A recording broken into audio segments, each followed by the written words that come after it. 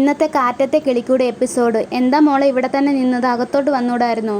ജോലി ചെയ്യുകയല്ലായിരുന്നോ? അത് നടക്കട്ടെ എന്ന് കരുതി. വൈകുന്നേരം വരെ നീ നോക്കി നിന്ന എത്ര സമയം വരെ നീ നോക്കി നിൽക്കും? ഒന്ന് വിളിക്കാമായിരുന്നില്ലേ? ഞാൻ അധിക നേരമായില്ല, ഇപ്പം വന്നതേ ഉള്ളൂ. മോളെ ചെയർ എടുത്തോണ്ട് വരട്ടെ? വേണ്ട. ജ്യൂസ് മേടിക്കട്ടെ? വേണ്ട. അഭിനാഷെ പോയൊരു ജ്യൂസ് മേടിച്ചോണ്ട് വാടാ. മോളെ ഇന്നലെ നടക്കാൻ പാടില്ലാത്തതാണ് നടന്നത്. ഇന്ന് മുഴുവനും ഞാൻ അതേക്കുറിച്ച് ആലോചിച്ചുകൊണ്ടിരിക്കുവായിരുന്നു. സുധീഷ് ചെയ്തത് വളരെയധികം വലിയ തെറ്റാ. എത്ര മാപ്പ് ചോദിച്ചാലും പറ്റൂല.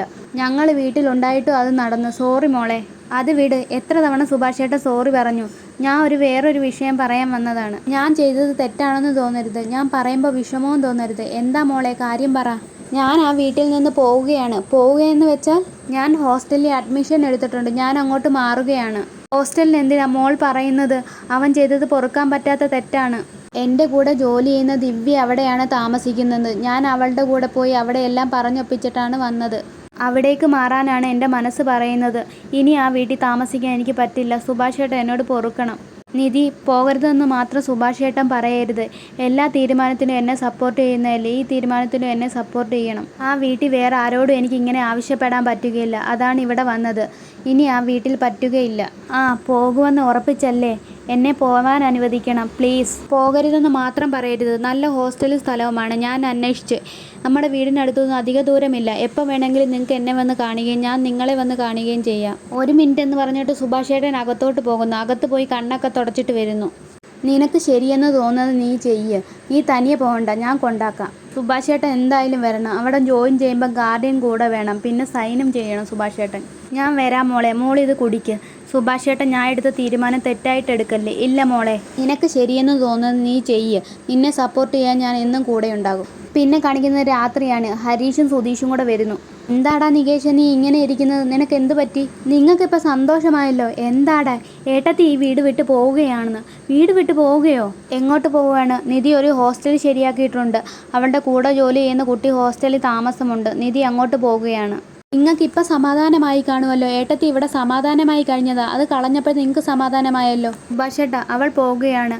സുഭാഷേട്ടൻ എന്ത് നിസ്സാരമായിട്ടാണ് പറയുന്നത്? അവളോട് പോകരുതെന്ന് പറഞ്ഞൂടെ സുഭാഷേട്ടന്? പോകണ്ടെന്ന് ഞാൻ ഏത് മുഖവും വെച്ചാണ് പറയുന്നത്? ഇത്രയും നാളും നമ്മളോടുള്ള വിശ്വാസത്തിൻ്റെ പുറത്താണ് അവൾ ഇവിടെ കഴിഞ്ഞത്. ഇനി എന്ത് പറയാനാണ്? എന്ത് ഉറപ്പാണുള്ളത്?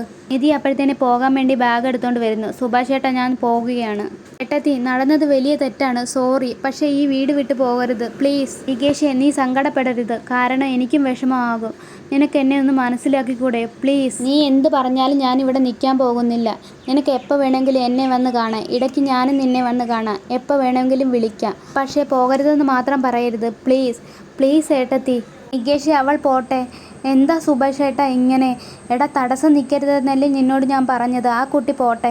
ഇത്രയും നല്ല പെൺകുട്ടി നമ്മുടെ വീട്ടിൽ നിൽക്കാൻ എന്ത് യോഗ്യതയാണ് ഉള്ളത്? അവൾ പോട്ടെ. നമ്മൾ വിഷമം പറഞ്ഞ് കരഞ്ഞ് അവളെ സങ്കടപ്പെടുത്താതിരിക്കും. ഈ സോറി നിധി. നിധി, ഞാൻ ചെയ്തത് വലിയ തെറ്റാണ് എന്ന് കരുതി നിധി വീട് വിട്ട് പോകണോ? നിധി വീട് വിട്ട് പോകണ്ട. ഞാൻ വീട് വിട്ട് പൊക്കോളാം നിധി. ഞാനാണ് പോകേണ്ടത്. ഞാൻ ചെയ്ത തെറ്റിന് ഞാനാണ് പോകേണ്ടത്. പ്ലീസ് നിധി. സുധീഷ്, ഈ ഡ്രാമയൊന്നും എൻ്റെ ഇടയ്ക്ക് വേണ്ട. ഞാൻ പോകാൻ തീരുമാനിച്ചതാണ്. ഇനി ഞാൻ ഇതുപോലെ തെറ്റ് ചെയ്യുകയില്ല. തെറ്റ് പറ്റിപ്പോയി. സോറി നിധി. മാപ്പ്. ഞാൻ കാല് പിടിച്ച് മാപ്പ് പറയാം. Please Nidhi. സോറി നിധി. സുധീഷേ, വേണ്ട. സുഭാഷേട്ടൻ എന്താ ഇങ്ങനെ? സുഭാഷേട്ട, അവൾ പോകാൻ നിൽക്കുന്നത് കണ്ടില്ലേ? സുഭാഷേട്ടനും അവളുടെ കൂടെ നിൽക്കുകയാണോ?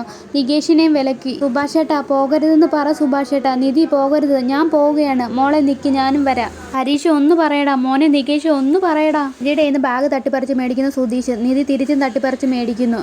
മതി, ഇയാളുടെ ഡ്രാമ നിർത്തിക്കോ. പോവാന്ന് പറഞ്ഞ് സുഭാഷേട്ടൻ വിളിക്കുന്നു. അച്ഛാ, ഞാൻ പോവുകയാണ്. സുഭാഷേട്ടനും നിധിയും കൂടെ പോകുന്നത് അവർ 3 പേരും നോക്കിക്കൊണ്ട് നിൽക്കുന്നു. സുഭാഷേട്ടൻ പറയുന്നു, നമുക്ക് പുറത്തിറങ്ങി ഓട്ടോ വിളിച്ച് പോകാം. നികേഷ്, നീ ഇങ്ങനെ കൊച്ചു പിള്ളേരെ പോലെ എന്തിനാ കരയുന്നത്? ഇത്രയും പെട്ടെന്ന് പോകുമെന്ന് ഞാൻ ഒരിക്കലും പ്രതീക്ഷിച്ചില്ല. നീ കയറി വാഗത്ത് കയറി വാന്ന് പറഞ്ഞിട്ട് ഹരീഷ് വിളിച്ചുകൊണ്ട് പോകുന്നു.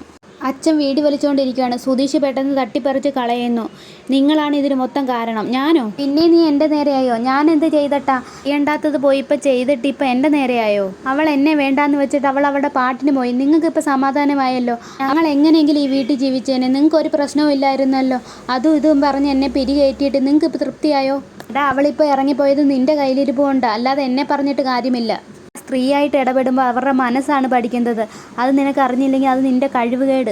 ഇത്രയും കൊണ്ട് എത്തിച്ചിട്ട് ഇപ്പം തത്വം കൂടെ പറയാൻ നിൽക്കുവന്നോ? ആളെ ഞാനെന്ന് പറഞ്ഞുകൊണ്ട് കമ്പെടുത്ത് അടിക്കാൻ ചെല്ലുന്നു. ഹരീഷ് പിടിച്ചു മാറ്റുന്നു. തല്ലടാ, തല്ലിക്കൊല്ലടാ. 10-15 വർഷം പോയി ജയിലിൽ കിടക്ക്. ഒന്നും മിണ്ടാതിരിക്കാമോ താൻ? അപ്പം പോയവരെല്ലാം തിരിച്ചു വരുമല്ലോ. തനിക്കെന്താ ഭ്രാന്ത് പിടിച്ച സുധീഷേട്ടാ? സുധീഷ് ഭയങ്കര കരച്ചില്. എൻ്റെ ലൈഫേ പോയി, എൻ്റെ ലൈഫ് ഇത്രേ ഉണ്ടായിരുന്നുള്ളൂ, എല്ലാം തീർന്നു, എൻ്റെ കല്യാണം, ഈ വീട്ടിലെ സന്തോഷം എല്ലാം തീർന്നു. ഇങ്ങനെ ഉണ്ടാവുമെന്ന് ഞാൻ ഒരിക്കലും പ്രതീക്ഷിച്ചില്ലായിരുന്നു. സുധീഷേട്ടൻ വാ വാ വിടടാ എന്ന് പറഞ്ഞുകൊണ്ട് സുധീഷ് അങ്ങോട്ട് മാറിപ്പോകുന്നു. സുധീഷ് അടിക്കാൻ വന്ന കമ്പെടുത്ത് അച്ഛൻ പറയുന്നു, ഗഗനി പിടിച്ചവൻ ചക്കപ്പുഴുക്ക് കണ്ട് പെരുമാറിയിട്ട് ഇപ്പം എൻ്റെ തലയിലിരിക്കുന്നു കുറ്റം. പിന്നെ കാണിക്കുന്നത് നിധിയും സുഭാഷ് ചേട്ടനോട് ഓട്ടോയിൽ ഹോസ്റ്റലിൻ്റെ മുന്നിൽ വന്ന് ഇറങ്ങുന്നു. എത്ര രൂപയായി? 150. സുഭാഷ് ചേട്ടാ, ഇതാണ് ദിവ്യ, ഇതെൻ്റെ കൂടെ ജോലി ചെയ്യുന്ന കുട്ടിയാണ്.